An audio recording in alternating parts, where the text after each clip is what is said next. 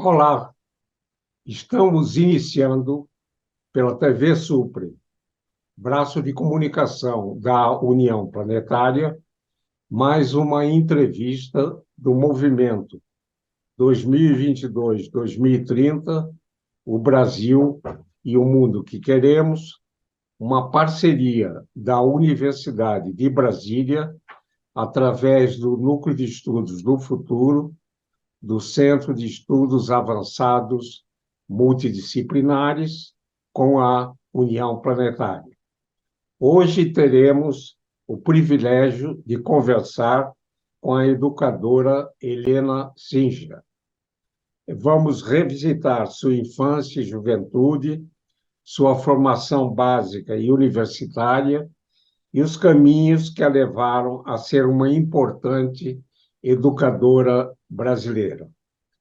A nossa convidada é graduada em Ciências Sociais pela Universidade de São Paulo, mestre e doutora em Sociologia também pela USP. Parte do seu doutorado foi feito na University of Pennsylvania, nos Estados Unidos. Tem pós-doutorado no Laboratório de Estudos e Pesquisa sobre Ensino e Diversidade da Universidade Estadual de Campinas. É vice-presidente da Ashoka da América Latina e coordenadora do Movimento de Inovação na Educação e é presidente do Instituto Paul Singer. Foi assessora do ministro da Educação em 2015 e 2016. Atua nos temas de inovação social, democracia, educação, juventude e direitos humanos. Publicou 16 artigos em revistas científicas, 22 capítulos de livros e 15 livros. Recebeu prêmios e homenagens, das quais destaco finalista do Prêmio Educador do Ano Jovens Cientistas, em língua portuguesa, do Centro de Estudos Sociais da Universidade de Coimbra. Muito obrigado, educadora Helena Singer, por ter aceito ao nosso convite. Na minha primeira indagação, pediria para revisitar a sua infância e juventude, a sua formação básica e universitária e os caminhos que a levaram a ser uma importante educadora. Primeiro, eu queria agradecer muito, professor Isaac, a oportunidade de estar aqui nesse programa. Eu acompanho, já assisti várias entrevistas, sou admiradora do seu trabalho e desse programa especificamente, então, para mim é uma honra estar aqui. A minha formação, a minha infância, eu sou de origem de uma família de refugiados, de certa forma, né? Meu pai veio para o Brasil refugiado da Segunda Guerra Mundial e os meus avós maternos vieram para cá, refugiados também da perseguição aos judeus, 2 décadas antes, nos países do leste europeu. E, então, na minha formação, foi sempre muito forte essa ideia de um profundo amor pelo Brasil como um país que acolheu, que acolhe e que, enfim, que valoriza a diversidade. Apesar de eu saber que se não fôssemos brancos, se a família não fosse de branco, certamente a história seria outra, né, a forma do Brasil acolher. Mas, de qualquer forma, isso passou para mim de forma muito importante toda a minha vida, toda a minha infância, juventude. E meus pais foram a primeira geração de pessoas com nível superior nas famílias deles. Então, eu já nasci num contexto de classe média, né, com pais com nível superior. Meu pai economista, minha mãe socióloga. E então também acho que o caminho foi quase que natural de eu também enveredar por esse caminho das ciências sociais e com um compromisso pela transformação positiva do país, no sentido do aprofundamento da democracia e dos direitos humanos. Então, eu atuei durante 10 anos no Núcleo de Estudos da Violência da Universidade de São Paulo, com o foco, né, naquele contexto de retomada da democracia, né, dos anos 90, de constituição do arcabouço institucional democrático para a garantia dos direitos humanos para todos, né. E, nesse mesmo tempo, eu, a partir do meu mestrado, me interessei pelo campo específico da educação, né, no meu mestrado na área da sociologia da educação, mas buscando conhecer a fundo experiências educacionais que favorecem, né, essa formação para a democracia, que favorecem a formação das pessoas que valorizam, né, valorizam a democracia, que sabem se comportar na democracia, que sabem partilhar as decisões, assumir as responsabilidades pelas decisões tomadas, valorizar o coletivo, né, buscar o bem comum acima dos privilégios individuais, né. Então, eu venho buscando esse tipo de instituição, de escola, de experiência, de proposta pedagógica desde o meu mestrado, e depois eu fui e trilhei em paralelo, né, uma carreira, de certa forma, uma carreira acadêmica, com mestrado, doutorado e pós-doutorado, mas já desde cedo atuando na sociedade civil organizada para poder, de fato, ver as mudanças acontecerem e trabalhar na pesquisa sobre a inovação no campo da educação, né? Então, atuei em organizações da sociedade civil desde sempre, e acho que um pouco essa é a base da minha formação. Muito bom, bela trajetória, né? Professora Helena, poderia destacar as suas ações na Choca e também na assessoria do ministro da Educação, Renato Giannini? Sim. Então, isso foi em 2015, né, quando o professor Renato Giannini Ribeiro se tornou ministro da Educação, e a gente já se conhecia, ele tinha participado, inclusive, da minha banca, e ele me convidou para liderar uma iniciativa que informasse o Brasil de que também era importante inovar, né? O Brasil tem 3 tarefas simultâneas na educação básica, né? Uma tarefa ainda de acesso de toda a população à escolarização, a gente ainda não conquistou isso para todas as pessoas de 4 a 18 anos e menos ainda no ensino superior, então há uma tarefa ainda de acesso, de democratização do acesso à escolarização, há um enorme desafio em termos da qualidade da educação oferecida, que as pessoas não só estejam na escola, mas estejam aprendendo e se desenvolvendo. E o que o Renato Giannini trouxe temos também que dizer que é preciso transformar o modelo educacional, inovar o modelo educacional, não de cima para baixo, não em massa, não impondo, mas reconhecendo e valorizando o que já se faz nesse campo. E talvez até mostrando experiências de inovação na educação que podem apoiar as outras 2 tarefas, né? Tanto a do acesso, né, da democratização do acesso, quanto a da qualidade da educação oferecida, garantindo a aprendizagem. Então, a gente criou um grupo de trabalho com pessoas de referência no campo da inovação educacional do Brasil todo, que criaram critérios de o que a gente chamaria valorizaria como inovação educacional, né? Há sempre uma disputa em relação a esse termo, né? Um campo importante do mercado tentando associar isso sempre à tecnologia, sobretudo tecnologias digitais, e o campo da inovação social, que não é ligado obrigatoriamente a esse campo das tecnologias digitais ou das tecnologias de alguma forma mais geral. Mas as inovações sociais são aquilo que as pessoas e comunidades e coletivos criam para enfrentar esses grandes desafios, né, da desigualdade social, da degradação socioambiental, do autoritarismo. E isso no campo da educação é muito forte, né? Então, o que as escolas, as organizações educativas, mesmo não escolares, criam para garantir que todas as pessoas que estão ali aprendam com qualidade e para melhorar a vida da comunidade nas quais elas estão. Então, a gente criou os critérios para poder, as instituições que se adequavam nesses critérios poderem ser reconhecidas, e, de fato, reconhecemos 178 instituições. Foi alguma coisa muito rápida, né? Aquele ano muito turbulento, de 2015.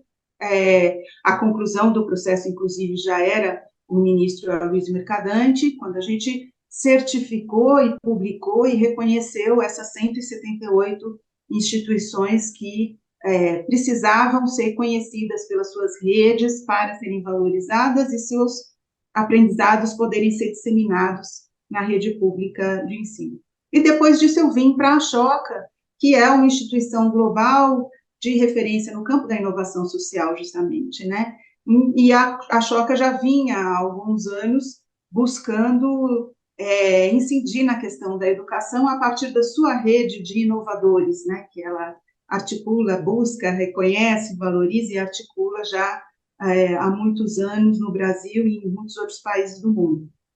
E a Ashoka aprendeu com esses inovadores do campo da educação que inovar é, sobretudo, colocar as crianças, os jovens no comando, né, dar a eles a oportunidade deles se sensibilizarem em relação ao mundo e criarem iniciativas coletivas de incidência para a transformação do mundo, e que essa experiência da transformação precisa acontecer ainda na adolescência.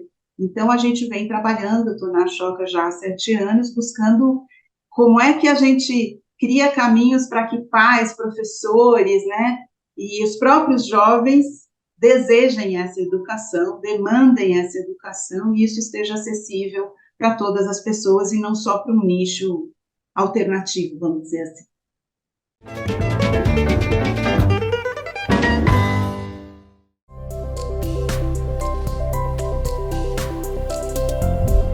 TV Suprem. Para uma nova consciência, uma nova televisão.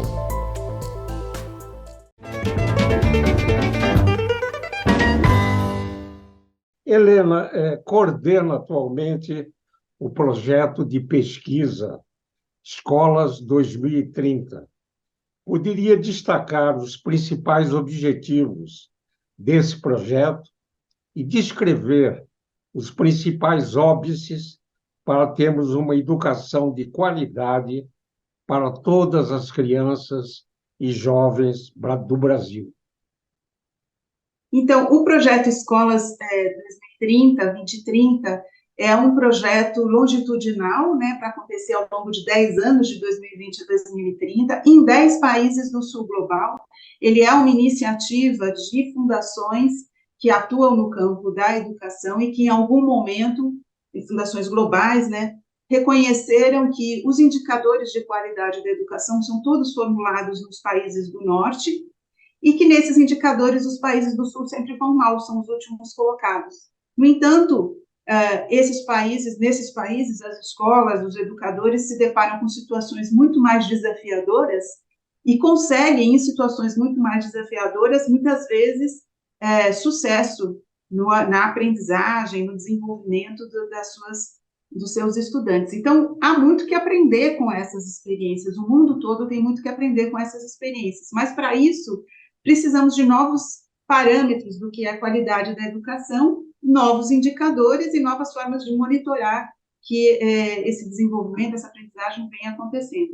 Então, o projeto Escolas 2030 acontece em 10 países do sul global, aqui na América é só no Brasil, aqui no Brasil é coordenado pela Ashoka e pela Faculdade de Educação da Universidade de São Paulo. Em cada um dos países, 100 instituições educativas, podem ser escolas ou outras instituições educativas, decidem quais vão ser as aprendizagens priorizadas pelo programa para que sejam acompanhadas, né?